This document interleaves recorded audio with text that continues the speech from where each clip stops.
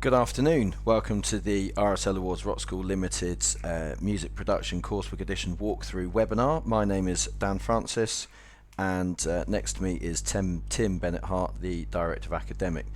This webinar will last roughly 45 minutes and there will be time for questions at the end. If during the course of the presentation you have any questions, please write them into the chat section on the right hand side, and we'll be happy to deal with each of those at the end of the presentation. So the presentation takes roughly it's roughly in three parts. The first section will be an introduction to rock school as a whole, and then we'll talk about the music production in a bit more detail, and we're going to talk about music production as its wider context to help support and complement learning in a more holistic sense. So rock school began life in 1991, just delivering guitar, bass and drums graded exams. It was recognised that there was a gap essentially for those students that were learning contemporary music and needed to get qualifications and could be accredited for the work they were doing. Over the last 26, 27 years, we've expanded hugely. We now operate across 45 different countries with over 150 examiners, doing 70,000 globally recognised exams and qualifications every year. The qualifications portfolio has expanded from just doing graded music exams, but we also now do group assessed performance arts awards. Those are essentially dance awards in jazz dance, street dance and musical theatre, and we do vocational qualifications which operate from levels 1 to 4. They are essentially curriculum based qualifications designed and fully accredited on the DfE performance tables for curriculum and classroom work in both music practitioner and creative and performing arts, which is around the drama and theatre space. The graded music exams and diplomas are guitar, bass, drums, and we've also got vocals, piano, keys, popular music theory, music production of course, and the diplomas which are teaching and performance diplomas which operate at level 4, which is the the foundation degree level. Now across our entire range of graded music exams, vocational qualifications and performing arts awards, and within each of those graded music exams that I've just spoken about, our core principles are that we want to provide students with high quality and genuine musical experience. We need to make sure that it's holistic learning, so that we're encouraging development of instrument specific skills as well as conceptual understanding, and so through both of those students aren't just able to perform, but they're able to create a number of musical styles and understand the styles in which they're performing. They're kind of getting inside the music. So if you take the national curriculum phrase, which is they're gaining an understanding of the interrelated dimensions of music, so that's structure, tempo, dynamics, balance, all those different musical ingredients that go together to create a piece of music. And that obviously feeds through into Key Stage 4 and 5 across the disciplines of performing, composing and listening. So to explain how that fits within kind of the national qualifications framework, there's level 1, which is roughly Key Stage 2, 3, or the top end of primary and the first couple of years at secondary. There are graded music exams at 1 to 3, and our performing arts awards at grades 1 to 3 sit at that level. Then at level 2, which is the GCSE equivalent, it's grades 4 and 5 in both of those areas, and at A level, it's grades 6 to 8. And Tim will be talking a little bit more about those later on. Within the vocational qualifications, as I said, they're levels 1 to 3. So you've got the level 1 music, and the slide you've got in front of you talks specifically about music practitioner, but of course the creative and performing arts qualification operates in the same way. Within music practitioner, there are 4 pathways, and you can see on the right hand side the guided learning hours. So you can see you've got the award, the certificate, the extended certificate and the diploma, and there are 4 pathways they choose: performance, technology, business and composition. And obviously the music production graded music exams complement each of those areas, particularly in the regions of technology. There's the same pathways, the same awards, but you've got level 2, and then of course you've got level 3. Now at level 3 the guided learning hours are longer, and they're labelled differently to show the kind of the length of the qualification. So you've got the certificate, the extended certificate, the subsidiary diploma, the diploma, and the extended diploma. Now the certificate at level 2 is essentially equivalent to the GCSE level, and the subsidiary diploma is equivalent to the A level. We then have on top of that a level 4 creative practitioners course. Now this was designed as to sit on top of the music practitioners course and the creative and performing arts course. So when you've come through the process of being an artiste, a performance artist, a musician, a dancer, a drama specialist, you can then do a qualification which sits at that foundation degree level, which is training you to sort of become a portfolio musician, etc., or giving you the skills in order to do that. So you can see again, you've got certificate, extended certificate, diploma, and extended diploma, and what differentiates them is you go from having deconstruction, which is the compulsory unit, and then there are 2 compulsory units, and so on and so forth. Within those, there are of course optional units which you study depending on your own area of specialism. But I think the things that are particularly interesting to look at are the things in the extended diploma, where you've got brand development, evaluating brands, market analysis, skills development, and marketing of brands. So you are very much setting yourselves up as a student to be a brand, and then you're looking at your own pathway through so you can have success as a portfolio musician. Within that space, of course, one area you might be looking at is having teaching as part of your portfolio, in which case the Rock School Teaching Diploma at level 4 and 6 could be something you could add as part of that. And then you've got a whole suite of qualifications, which means you're fully fledged and ready to go out into the world and make a real success.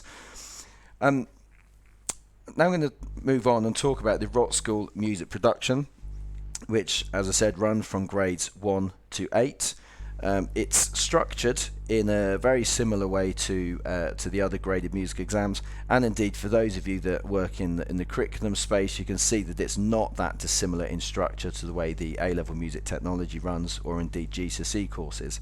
We've been running the music production exam since November 2016, but what we've got brand new out now since the start of this month is the Coursework Edition, which is currently available to download in digital format, and the books are soon to be hot off the press. The fundamental difference is the 60% practical assessment, which can now be completed as coursework. So students can be working in the classroom, they can be working at the local youth club, they can be working as a home producer with their own Mac or even on iPads. They can use any digital audio workstation to create a coursework task, and those are there's a professional scenario and there are a range of technical skills. And then there's a 25% theoretical written exam. That bit is primarily focusing on the hardware and the software and things that are specific to do with music production and music technology, which, if you're comparing to a graded music exam, is a bit like the scales and arpeggios, improvisation, sight reading side of things. And then you've got the listening test, which is 15%. We've got this rather grand term meaning sonic fidelity, music theory and harmony, and stylistic awareness. Essentially, that bit is testing your ability to listen to a piece of music and know what is going on, which, within the context of a rock school graded music exam, is a bit similar to the oral tests or indeed the general musicianship questions. And a little bit later on, I'll talk about how that kind of fits in and complements what goes on elsewhere in the music education space. But right now, I'm going to hand over to Tim Bennett-Hart, our Director of Academic, who will take you through a bit more details to do with the music production assessment processes. Thanks, Dan. And it's really nice to be able to showcase some of the new work that we've been doing here. First of all, I'd just like to say that our music production exams are unique. They really are the only product on the market which helps learners understand that their access to music can be through all sorts of different ways.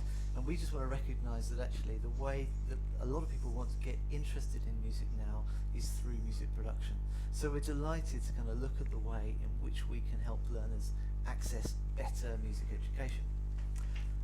In terms of the assessment, so what we've done, and this product of music production has been around since 2016, but actually what we've done in the new Coursework Edition is really just acknowledge that where the majority of people want to be undertaking practical work in terms of music production is at home or in their environment where they're really used to the software that we're using. So our primary idea really behind this is to first of all take away the need to prescribe which software we're looking at. So just to be really clear, any piece of software, as long as the software allows the learner to demonstrate the skills, that they can use it. So if that's Fruity Loops, we don't mind. If that's GarageBand, we really like it. No problems whatsoever with any of the different DAWs that you might use. There is still a written component within the exam. And the exam is through an online portal, and as Dan said, you'll do 25% of the written examination will be about the theory behind music production. And all of that theory can be learned through studying the gradebook, which goes through all of the elements in great detail. And the listening test, where of course we've got, when you download the audio assets that come with your gradebook, you get access to all sorts of different audio examples and sample tests, so that you can look through those elements of sonic fidelity, music and theory harmony, which I think are really important, and stylistic awareness. And just to focus on theory and harmony for a second, one of the key things that producers have said to us is that they actually feel quite comfortable learning software, but what they don't feel comfortable with is connecting that through to traditional musicality. So what we really hope with the listening test is that it helps people connect through to musicality in the way that you would do if you were studying an instrument, in exactly the same way. And the music production assessment is followed off with a coursework task. Now this is 60%, so it's the lion's share of what we're asking learners to do. So it includes demonstrating all of the technical skills that we've talked about throughout the grade book, but also being really, really creative in what they're doing. So they'll focus on completing a practical task, and it's going to be professional in nature. What's also nice is that at grades 6 to 8, where the exams also carry UCAS points so that they can be used to gain entry into higher education, candidates are able to choose between either traditional audio production, so studio work if you like, electronic music production, where they're asked to fulfill briefs in terms of much more work around synthesis and sequencing, or sound for media being things like sound design and Foley work for films. So it's a really nice adaptive qualification. And by the end of that qualification, by the time we get through to level 3, grades 6 to 8, what we're really hoping is that students have kind of really made a decision about where they might be going within their career, within their potential careers, and then being able to look at designing their own assessments around that. But next I just want to take you through the grades really, one at a time, and I think that what's really nice is I can try and highlight some of the elements which are going to be most appropriate. So you'll see Avicii on the front cover, and we hope that people will relate to him as an artist as well. We're really asking people to start off by looking at, the physical formats of file types, the DAW basics, things like copying and pasting, stuff that really help people get to know the softwares that they'll be using, but also an introduction to sound theory as well. And in the coursework task, it's a professional brief where you'll be asked to import files, adjust tempos, add MIDI parts, and work with some pre-programmed chord progressions. So we're really giving you all the assets in order to do the piece of work, and we think it's a coursework task that will take about 4 hours to complete. It doesn't have to be supervised, it can be done at home, it can be done completely independently, or it could be done as part of a class or a club that you might want to run. And what's nice about that is that by the end of that coursework task that the candidates are going to have a really great piece of music that's going to showcase what they're doing. And this is it, by the way, this is the coursework task. And you can see, I just want to take you through with grade 1 some of the ways that this has been written.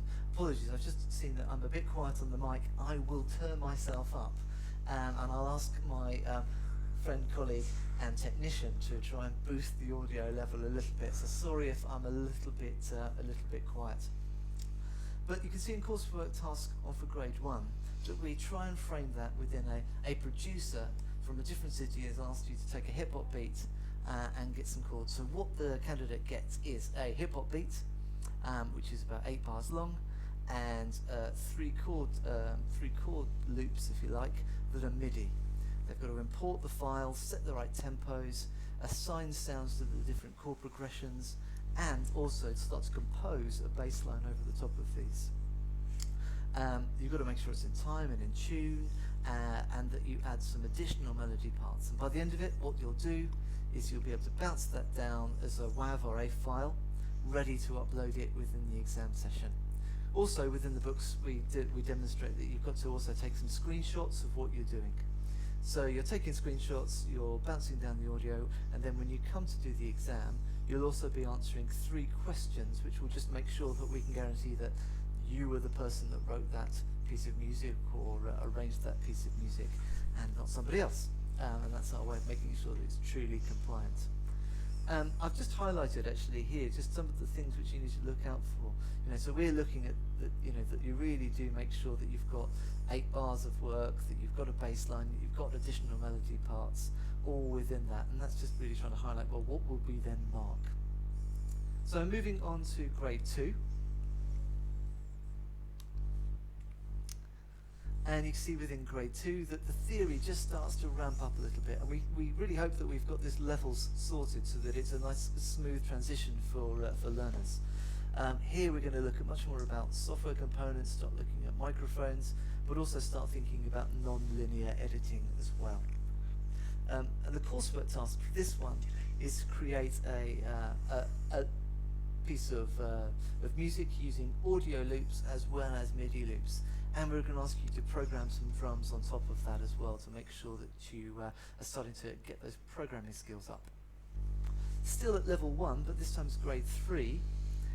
Here we're going to look at some studio hardware. We're going to also look at MIDI protocol and start to look at processing. So EQ and compression processing start to come in at coursework at music production grade 3. The coursework will be about creating your own audio loops. So you can see that we started off with MIDI loops, we've moved on to loops in audio, and now we're trying to get people to start to create their own loops. And that's the end of music production level 1. And level 1 is about being able to show basic core skills. As we move into level 2, and this is grade 4, what we want to start to see is that candidates will start to take a bit more expression within their work. So grade 4 theory is stuff like wireless connectivity, surround plugins, stereo miking techniques, more about non-linear editing as well. And when we look at the coursework task, it's going to ask you to think about using creative and corrective EQ. So for example, the coursework task at grade 4 has a piece of vocal which has got a really bad hum on it, that's been badly processed, that the learners have to then figure out how to fix and then do something creative with on top of that. So still at level 2. And remember, level 2, as Dan described earlier, is around about the GCSE area. So what we're hoping is that learners who are doing grades 4 and grade 5 should be, this should be complementary to a GCSE. It might be as well as doing GCSE or other Key Stage 4 qualifications like the RSL level 3 diplomas. Or it could be instead of. And if you've got learners in schools who are really keen to work on music production, but actually don't want to commit to doing classroom-based work, this can be a good addition as a club. So grade 5. At grade 5 we're doing things like pulse code modulation theory, so we're getting into synthesis a lot more. We're doing ambient microphone techniques, we're looking at patch bass and studio work, all within the theory side of things. And within the coursework, what we're looking at is how we're going to add and layer sounds and create melodic focuses. And there's also this added element of preparing in a professional manner. So the coursework task at grade 5 also asks you to make sure that you're preparing a session so that you can act in a professional manner. So this is actually the coursework task at grade 5. You've managed to line up a recording session with an incredible vocalist, trying to lock down for a couple of years. So you've got to be prepared. So here we're talking about layering a piano sound on another synth sound, layering the kick and snare on drums as well, using additional synthesis to add a layer of pads and emphasizing the parts, and then also rearranging the track to make sure that it fits a specific format as well. So here we really are talking about getting that. Just seen a question come in about access to the PowerPoint. Absolutely, and this is being recorded as well. So if you want to go back and have a look at this PowerPoint later on through this, then you can do. As we move into level 3, there is the expectation that the learners are really going for a higher level of knowledge and thinking about specialising. So at level 3, that's grades 6 to 8, there's a choice that comes in. So there are now 3 coursework tasks per book. One based on audio production, one based on electronic music production, and one based on sound for media. And what's nice about that is that candidates get the chance to really focus on their areas, on their specialisms, what they really want to learn. And remember that we're expecting these learners to be, at the end of GCSE level or around A level type of age. So they really should be thinking about progression into higher education as well.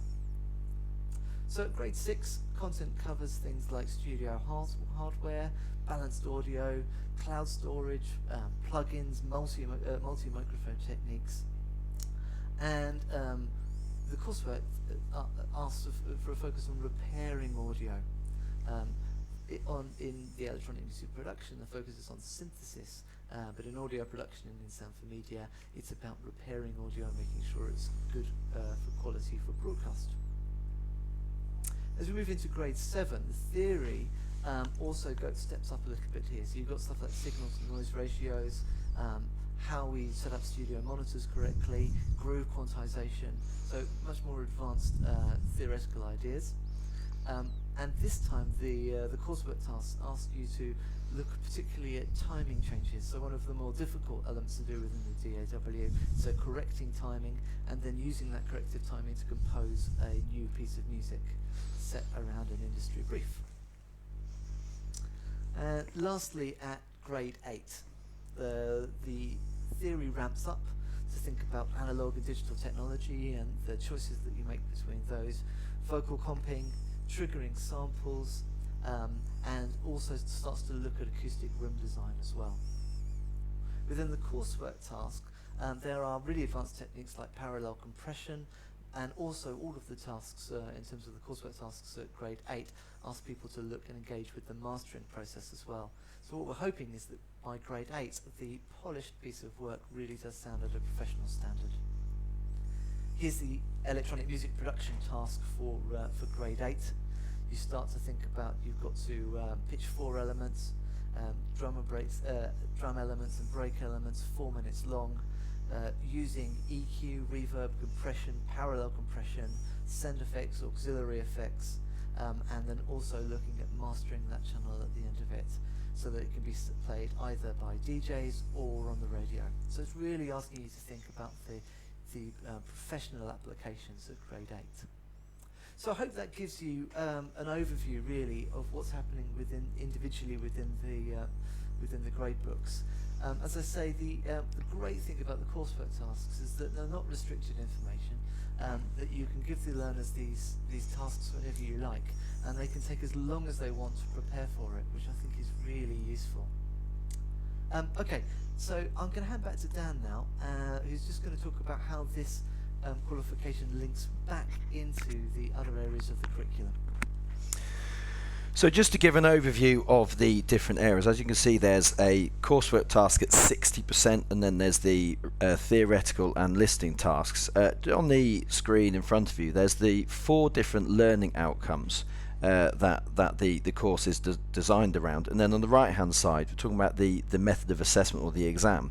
It's L04, demonstrate effective music production techniques, which is the practical coursework task, and then the assessment criteria, there's various things that are to do with, well, a lot of it appears to be to do with music technology and music production. However, the key centres there, music creation or editing, so there's not an audio mixing. There's an awful lot of stuff there where you're drawing on a wide range of musical skills and musical knowledge, which are actually delivered through practically engaging with that coursework task. But you can see that the LO1, 2 and 3, which are to do with terminology and understanding the fundamentals, obviously demonstrating effective listening skills, all of those things feed in together to help students create a really high quality practical task. So the course itself is designed, and hopefully you've seen from the way the sort of the progression feeds through from each of the coursework tasks, is designed for students to take a musical activity and for the syllabus really to help guide them, and the teacher to guide the student in what sort of skills they'll need to develop first in order to be able to do the next bit, and then the next bit, and the next bit. Now we know when we're teaching students that no progression is linear, so they'll be really good at some areas and less good at others. So the exam syllabus is really quite nice in terms of being able to say, well, they're very good at that, now let's backfill and put these skills as well, which is particularly good if you've got students that have been doing an awful lot of engaging with music production from a very young age. We know that they're 5-6-year-olds, sometimes their first access to music will be fiddling around with something on a tablet or their phone, but they don't necessarily understand what it is they're doing, although they're producing something quite good. So the assessment criteria and the theory and the written tasks and so on and so forth are designed to help them recognise, and for teachers to recognise, what sort of skills and knowledge they're developing, so they can take what is a raw, sometimes quite chance, successful composition and turn it into something and continue to build that knowledge and those skills as they progress through, which is fundamentally what music education is about. And when we talk about holistic progress, what we've tried to do here is we've got level 1, 2 and 3 down the left hand side, and then the practical assessment is really, if you're going to map it across to GCSE and A level, or tasks in the Key Stage 3 or Key Stage 2 classroom, that's where the solo performing and composition elements fit in. And there may be many students who are coming into the Key Stage 3 or the Key Stage 2 classroom looking at doing GCSE, looking at doing RSL Level 2 award and thinking, I'm not sure I'm good enough, I'm not sure I'm a musician, because most of their musical experience is engaging with a digital audio workstation, a bit of music technology outside the classroom. So really this helps to bring that into the classroom, and students to recognise that actually they can do grade 3 music production, which shows they are as good as a musician as someone who's got, say, grade 3 clarinet or grade 3 guitar or grade 3 vocals. And then the listening test at 15%, that's the bit where if you're going to compare it again to the curriculum, you've got music theory, stylistic awareness and the detailed listening. And then the theoretical written exam, that's the understanding of recording and various other aspects to do with listening to music and understanding what is actually going on. We can then go another level and look at specifically the Key Stage 4 and 5, and there is a similar slide that is specific to IGCSE, which is available for our international colleagues. You can see that GCSE, where does engagement with the music production graded music exam, particularly the composition task, fit? Well, performing with technical control, expression and interpretation, composing and developing musical ideas with technical control and coherence. And then the demonstrate and apply musical knowledge fits there, and use appraising skills to make evaluative and critical judgments about music. So for example, in the listening test, students will be asked at grade 3 to recognise to recognise 2 different musical styles and understand how those musical styles differ from being able to listen to it. And you can see there at A level, you've got a similar sort of thing going on, and A-level music technology, where there really is quite a decent map across. You've got recording and production techniques for both corrective and creative purposes. That's what Tim was talking about a minute ago. Principles of sound and audio technology, and development of recording and production technology. And Dan, I guess we should also just stress really that when students are taking GCSE or A-level, that these qualifications can complement their study as well. For example, if you're taking A-level music technology and the learner also wants to take a music production grade, then they can access more UCAS points through doing something which has some similarity as well. Yeah, so there's a lot of crossover. And it's the same with GCSE as well, that actually if a learner takes is taking GCSE and is really good at music production, that if they take the exams as well, that can count towards their progress 8. Yeah, thank you. So really the the principles behind the music production graded music exams are designed to the initial stage is to develop those core musical skills which can transferred across. So you can actually start with music production, develop those musical skills, develop conceptual understanding, which can map across to another instrument if they decide they're going to learn that at the same time. And obviously that principle comes across so that all the way through they can operate as a complementary qualification that supports the musical learning and in many ways helps them to recognise that the musical work they're doing outside the classroom they could bring into the classroom, and they can work alongside and work together. In terms of the guided learning hours for the qualifications, because all qualifications need to have these, level 1 awarded music production, grade 1 music production, it's 10 guided learning hours. So essentially you could have a series of 20-minute lessons for a year, and in theory you're ready to do the music production exam. Obviously a lot of the coursework tasks can be done independently, so that can actually conflate the time needed in many ways. And then by the time you get to grade 8 it's 49 guided learning hours, and map them out in front of you there. The exam lengths, as I said, 60% is coursework, but then the theory and listening is done in the exam room. You can have as many or as few people in that room as you wish, but the exams at grade 1 it's 45 minutes, at grade 2 and grade 3, so for the level 1 qualifications. Level 2 there's an additional 5 minutes because there's an extra bit of complexity involved, and then at grades 6, 7 and 8 it's a 70-minute exam. To help support with delivering these qualifications, there's the book which is available in digital and soon physical copy. Inside those books you get terminology and explanation of key concepts, all the audio examples to help you to support theoretical understanding. So for example you'll get a sort of written explanation of the things to look out for in reggae or dubstep or house, and there'll be downloadable MP3s which you can listen, which give examples of those, and there are practice questions and the professional scenarios. And obviously within this presentation you've seen the coursework tasks that are within those professional scenarios that are in the books.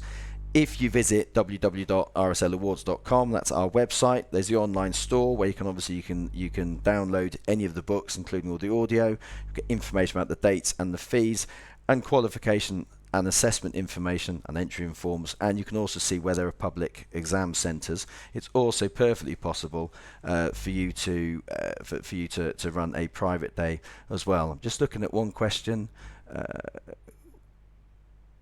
Where do I find resources to complete it? Can it be done on the day of the exam, or is it meant to be done before? How is it submitted? I think just to answer that question briefly, in terms of the coursework task, you get the professional scenario, and then a range of the things that you need to help with that are within the book.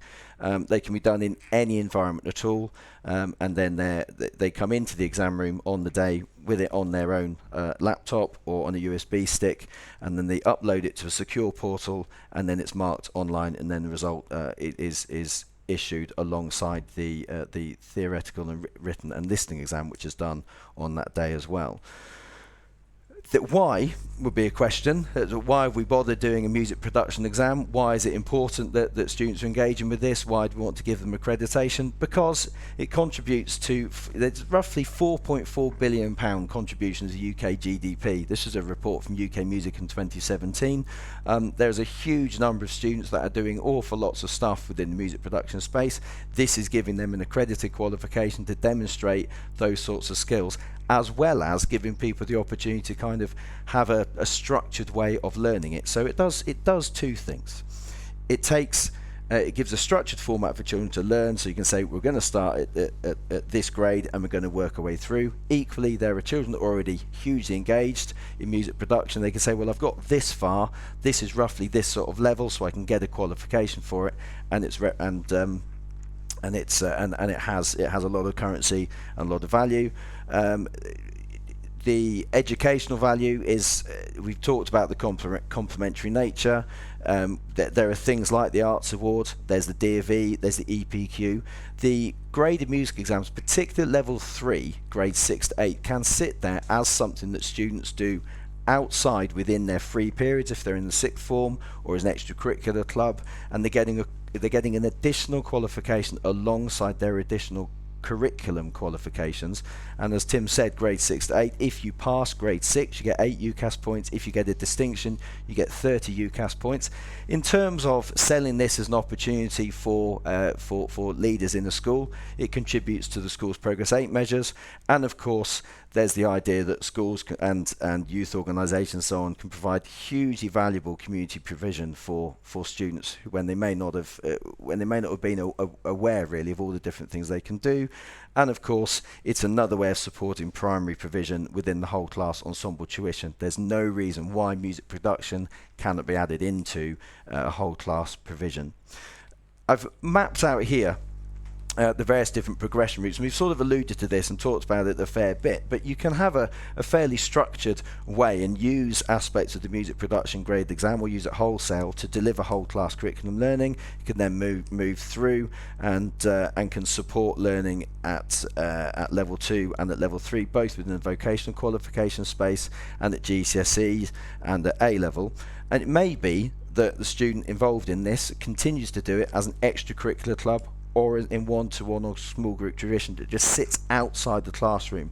But the idea is, because the skills and the conceptual understanding that you're developing map directly across, at any point they can take those skills and transfer them into the work they're doing in the classroom. And obviously the music production graded exam is a great way of helping to support more students open their eyes and saying, actually I can continue to study this beyond 11, 12 and 13, and I can use this and do a VQ or a GCSE. On a wider scale, there's a rather complicated but attractive looking map which demonstrates kind of the way all the different aspects fit together. So you've got E1, E2 and E3 is the primary phase, and then levels 1, 2, 3 sit within the school phase really, and then 4, 5, 6, 7 and 8 sit within the higher education space. And we've made sure that the music production exam can sort of apply to any one of those different contexts, and it's up to individuals and individual teachers and students and people that are engaged in any kind of music provision to work out for themselves and identify how the music production course can really help to add to what is already going on. That might be by providing a brand new opportunity for someone who's not really formally engaged in music at all, or it might be a way of providing formal accreditation for someone who was informally engaged in music but could do with getting that accreditation. And of course providing those complementary qualifications for a really advanced guitarist who's looking at being a singer-songwriter, or indeed going out as a career as a musician, but needing to have that understanding of what it's like and how to actually work in a recording studio. A lot of the insight and feedback we get from the industry is that there are a lot of great musicians out there and a lot of great bands out there, but they can't produce a decent demo, which means that the quality of their musicianship is actually lost a little bit. By doing a music production exam, they're developing their understanding of the aspects of music technology which are going to help them produce effective demos, which is going to enhance their ability to have success as a career.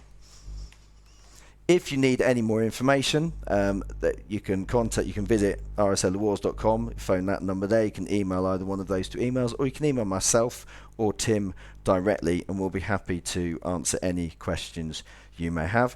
Equally, we now have a few minutes where we can deal with any other questions that may have come through. Yeah, this is great. Thanks, Dan. And just to reiterate, really, if you are watching, there is a slight delay for when you type in something to when we will actually hear the answer. So apologies if that's slightly delayed. And also great to see that there are people from all over the world here watching this as well. I see people from Asia, and I see people from South Africa as well. So it's really nice to see that this is music production does have a really global reach, and hopefully our approach connects with everybody across the world.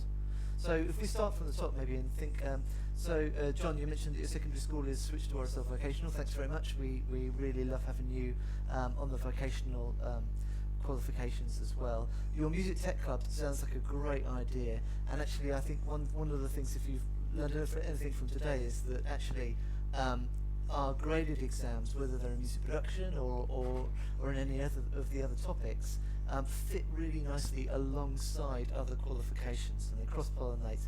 and hopefully you can use our framework to really encourage music within your school. And thanks for pointing out that I was quiet on the mic, and hopefully we've done something about that now.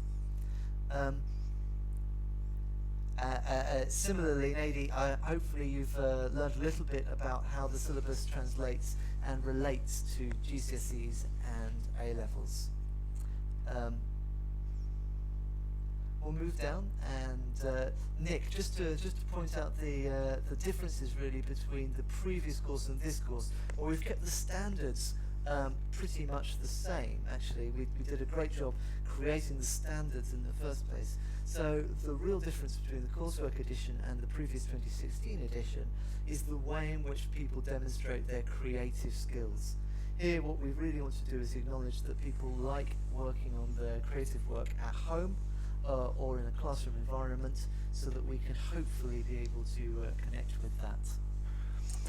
We'll just move on, and John, again, can a school or centre buy the book and use it to teach multiple students, or would they each need to have a book for the exam? Yes, absolutely, every student does need to have a book for the exam, but I would really encourage you to approach the tasks and the teaching in a group situation. Music production actually works brilliantly learning within a group, especially when you start to get the individual students to feedback on each other's work, and that peer learning really, really helps. So they would need their own book, and the exam is an individual exam. Hopefully, Nick, I've answered that question about replacement of the previous syllabus. Yeah, just to add to the in terms of the exam, because it may cover a couple of questions as well.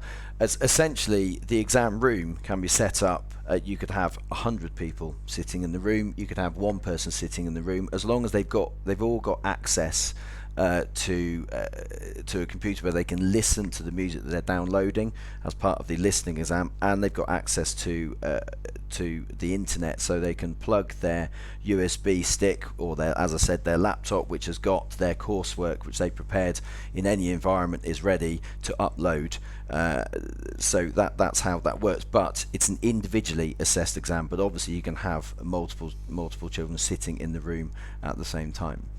Great. So just to answer LV's question about the resources, so when you've got the book and you can download the resources from the book from our website, that's everything that you need in order to complete the coursework tasks. So if the coursework tasks ask you to deal with MIDI loops and audio loops, those MIDI loops and audio loops are on our site waiting for you to download, and you do the coursework at your own pace and your own time. When you're ready to take the exam, you turn up to the exam with a stereo bounce down in WAV or AF format of your coursework task, a couple of screenshots, and the books tell you exactly what to take screenshots of, but your arrangement page, your mixer page, turn up to the exam. So you'll log into the exam. The exam is entirely online through a portal, and you will take the exam. First of all, you do the listening questions, then you'll do the theory questions, and then at the end of the exam you'll upload the coursework that you've done and answer the few questions which go alongside it. So you do the coursework in your own time before the exam. When you come to do the exam, then you can upload that to show what you've done. B3 INI Dramatic, great handle. It's a great question there about, well, if you're a grade 6 to 8 musician, you're keen to take the coursework, but you're not sure which grade to start with. Well, what I would do is I'd have a look online and have a look at the preview pages with the books, so that you can really just take a look inside a few of the pages of those books. If you can, go along to a music shop or a physical shop and have a look through those books as well, and start to think about where it is you seem to fit. If you're a professional musician, you've probably had some exposure to music production software in the past. So I suggest you'd look to start somewhere at the top end of level 1, that's grades 1 to 3, or the beginning of level 2, which is grade 4. So maybe grade 3, grade 4, but it would really would depend on your experience before. I think the key thing to jump in, and actually this ties in with the question from Creative Arts and Music Academy. Would you recommend music theory exams as well?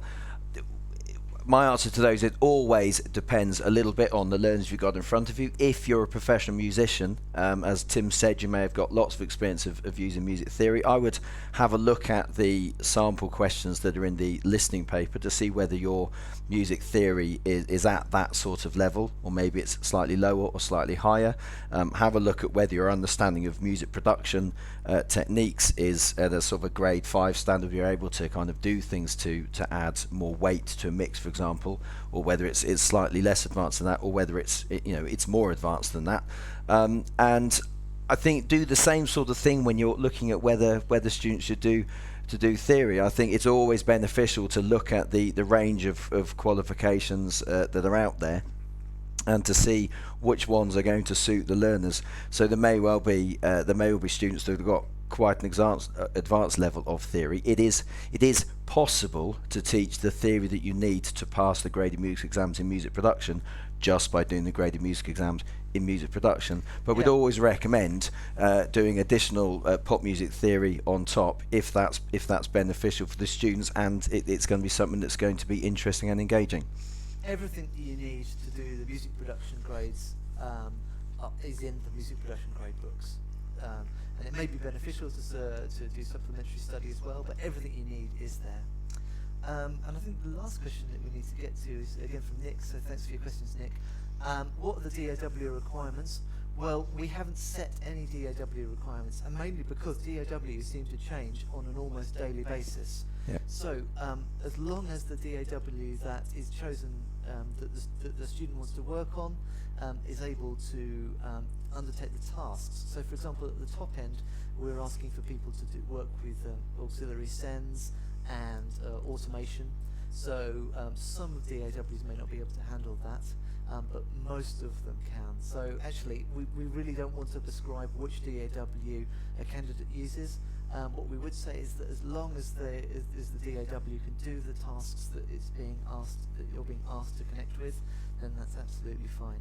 So in that way, if you want to use Studio One, or you want to use Fruity Loops, or you want to use Ableton, or you want to use Pro Tools, they're all equally valid in this case. It's whatever the student has access to in order to create and express. So I think that's probably the end of the questions. I think so. So I think it's just time to say thank you very much for watching, for tuning in, for signing in. As I said, the recording of the presentation will be available online after this, and if you visit RSL Awards, you'll be able to get the link to that. I think remains to thank our technical colleague for keeping everything running smoothly for us, and to thank Tim and myself. And this is us. I think we've just had one question to come up, which Tim can answer, and then we'll say goodbye, I think. So thanks again for this question. Is there any specific payment to be made to any software to be used in the production course? No, absolutely not. So use whichever software you want, and it is completely agnostic. I think the idea really is that we're aware there are lots of students that are engaged with their own software already, and we want to maximise the opportunities for being able to continue using the existing software and get an accredited qualification, rather than the qualification being limited by the fact you have to have particular software. So really, it's designed to broaden out as much access as possible. And Nick, just to reiterate, if you want to use an older version of the software, that's absolutely fine, as long as the software can do the task that is being suggested. Brilliant. Thank you very much, everybody.